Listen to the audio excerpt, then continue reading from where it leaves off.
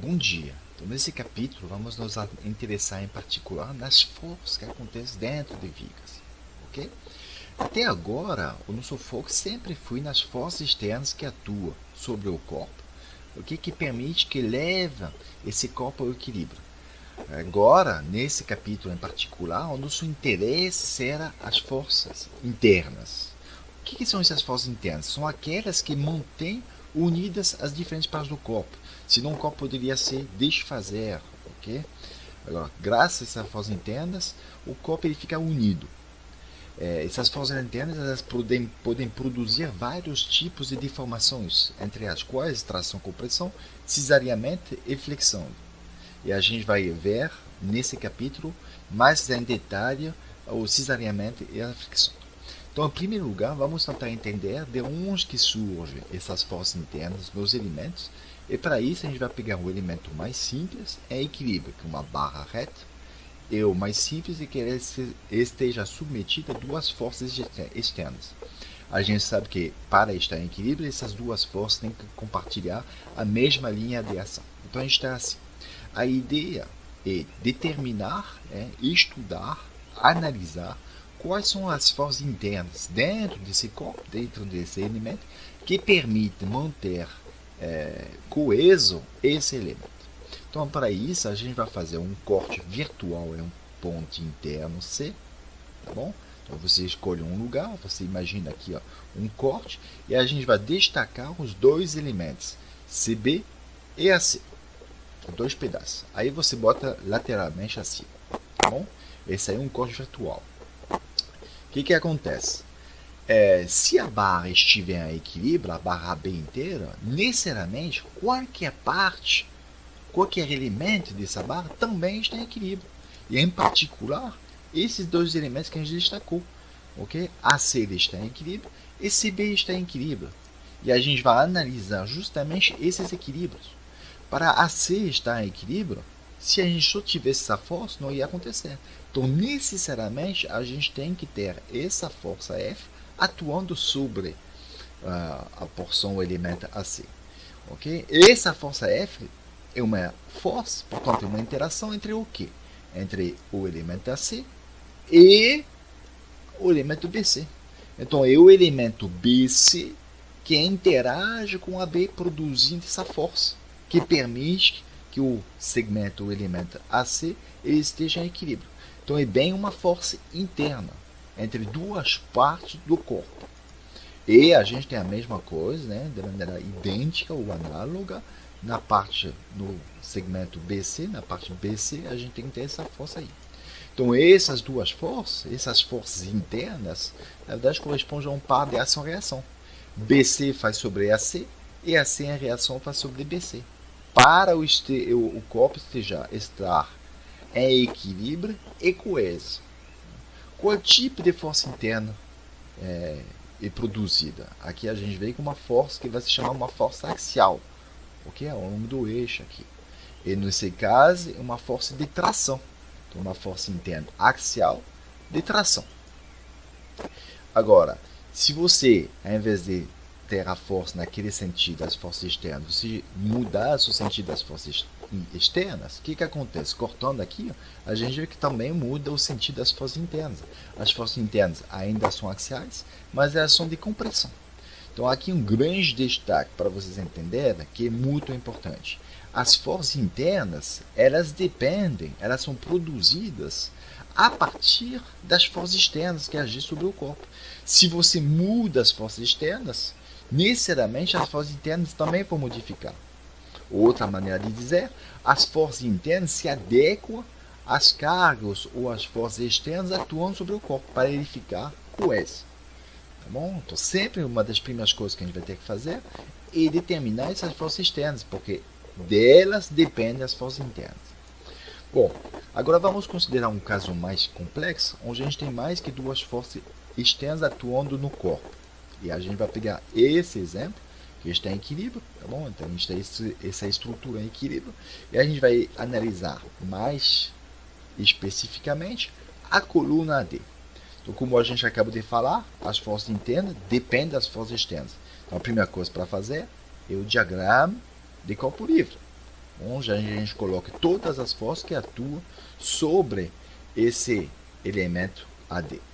E depois, para analisar o que tem internamente, eu vou cortar, né, virtualmente algumas posições. Então aqui vou fazer o corte virtual em J e vou analisar as forças internas que permitem que esse elemento e esse elemento estejam em equilíbrio. Ok? Aí o que acontece? Como a gente viu, a gente tem um par de ação-reação nas forças internas. Então você tem como escolher qual elemento você vai analisar. A ideia é analisar sempre o elemento mais fácil. Ok? O equilíbrio do elemento mais fácil. O elemento mais fácil é aquele que a gente tem menos força atuando. Por isso que aqui vou analisar o elemento DJ. Analisando o elemento DJ, tem somente essas forças externas aqui atuando. Tá bom? Então, para ele estar em equilíbrio, ele vai precisar dessa força axial, F, que contrabalanceia, né, a componente vertical dessa tração. Tá bom? Ela é uma força axial de compressão. Agora, não é suficiente. Precisa também dessa componente ao longo do plano de corte. Ok? Esse aí, ó, V, essa componente V, que se chama de esforço cortante, ou força cortante, ela que pode produzir cisalhamento. Bom, sem essa componente, você vê que aqui, ó, o elemento DJ nunca estaria em equilíbrio. Agora, essas duas forças não são suficientes. Como você vê isso aí? Faz o momento desse elemento DJ em relação aqui, é o ponto J, ou essa face. Okay? Essas duas forças não produzem o momento. E esse aí produz um momento diferente de zero. Então, se você não tem nada para contrabalancear, não tem jeito, não vai estar em equilíbrio. Como é contrabalanceando? Pelo binário. Aqui, ó, pelo momento do binário. Tá bom? Então, além de ter uma força cortante, um esforço cortante, também é preciso no momento do binário para que o elemento DJ esteja em equilíbrio. E esse momento se chama momento fletor. E ele produz flexão. Então, essas três componentes, uma força axial, um esforço cortante, duas forças, e um binário M, são todas forças de binário interno. Então, a gente precisa de um sistema força binário interno para que o elemento DJ esteja em equilíbrio. Então, esse aí a gente vê os três tipos de força interna possível, de componentes internos. A gente tem uma força axial, que produz compressão ou tração, esforço cortante, que vai fazer cisalhamento, e momento de fletor, que produz flexão. Aí, como eu falei, né, a gente determinou aqui, ó, do outro lado do elemento, tudo isso aí são as reações daquela. Então, você escolhe sempre, né, o elemento mais fácil para analisar. Bom, então vamos voltar a um corpo submetido somente a duas forças em equilíbrio, para mostrar que esse corpo também pode sofrer cisalhamento e flexão interna. Tá bom? Então agora, vê o formato do corpo. Não é mais uma barra reta. Ele está submetido a duas forças. Para estar em equilíbrio as duas forças, tem que ter a mesma linha de ação. Aí vou cortar aqui no ponto D. Bom, cortando no ponto D e analisando a parte mais simples, AD, o que a gente vê? Necessariamente você tem que ter esforço cortante e momento fletor para poder estar em equilíbrio. Tá bom? Beleza. Então a gente, para treinar, né, vai fazer esse exercício, onde a gente tem essa estrutura que está sofrendo, né, ou tem uma força de 1,75 kN atuando nela, no ponto B.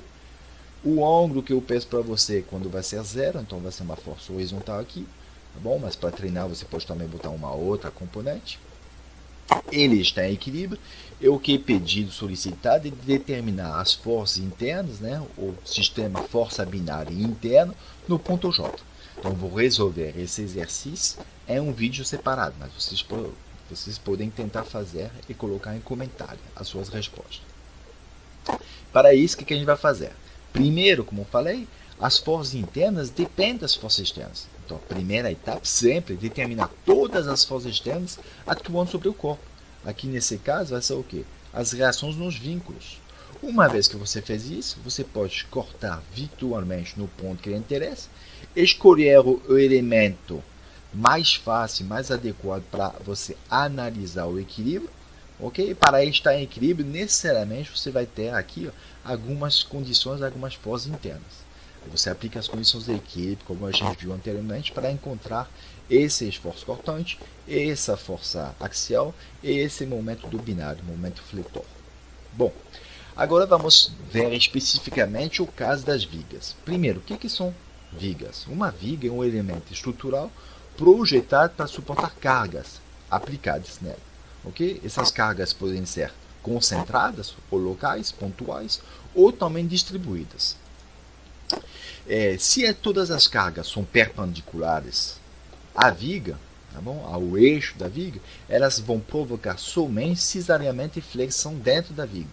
Agora, se você tem algumas cargas inclinadas, necessariamente você vai ter também forças axiais internas.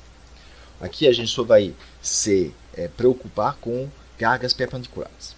Então, quando você tem um projeto de uma viga, quando você quer projetar uma viga, tem que ter duas etapas. Primeiro, dependendo das cargas que ela tem que suportar, que vão ser aplicadas nela, você vai determinar os esforços cortantes e os momentos fletores que vão existir dentro dessa viga. E em seguida você vai selecionar, você vai definir qual será a seção reta mais adequada justamente para resistir a esse esforço cortante e momento de flexão, a essas forças internas. Okay?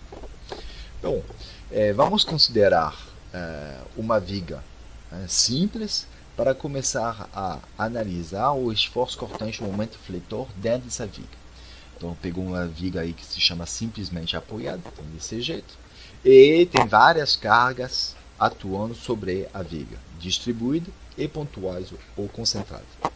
E o objetivo é determinar o esforço cortante e o momento fletor em qualquer ponto da viga. Então, por exemplo, a gente vai encontrar no ponto C. Mas como primeira etapa, sempre vai ser encontrar as reações nessa viga. Ok? Quando a viga está em equilíbrio.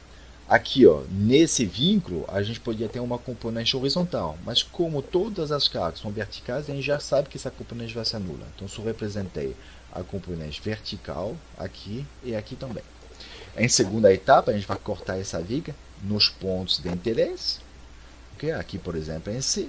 E a gente vai desenhar o diagrama de corpo livre das partes obtidas, AC e CB.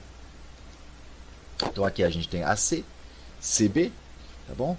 A gente vai aplicar as condições de equilíbrio para o elemento, okay? Para no intuito de encontrar o sistema força binário interno.